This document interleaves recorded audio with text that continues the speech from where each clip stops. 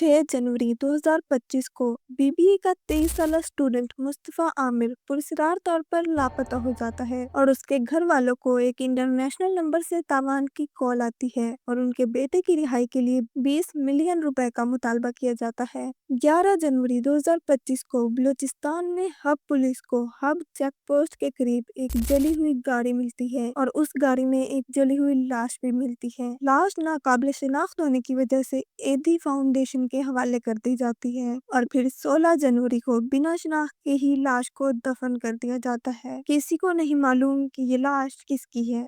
इस केस में total 4 character हैं। मुस्तफा आमिर जो के कत्ल हुआ, अर्गमान जिसने मुस्तफा का कत्ल किया, शिराज जिसने सारे वाक़ये में अर्गमान का साथ दिया और एक लड़की मार्शा जिसे मुस्तफा की दोस्त कहा जा रहा है।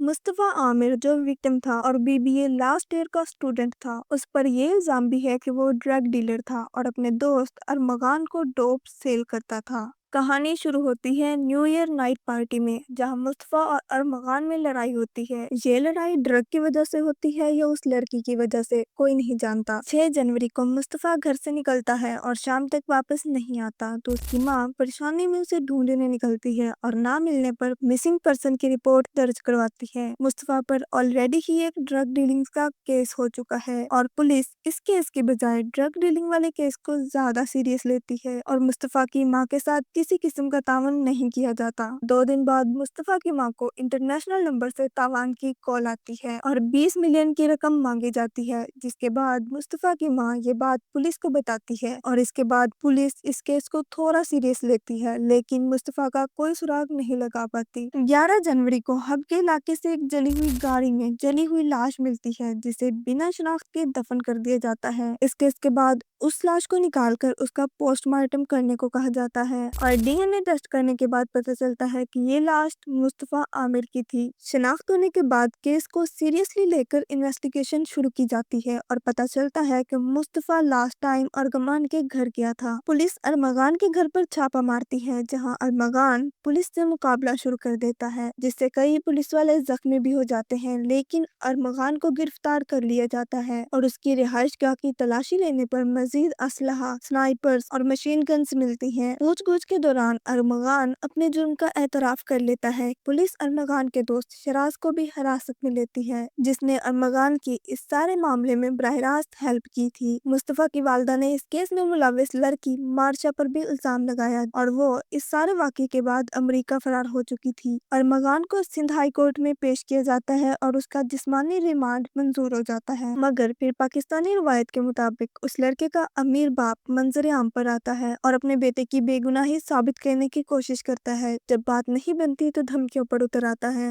वो नशे करता है, he takes dope and everything.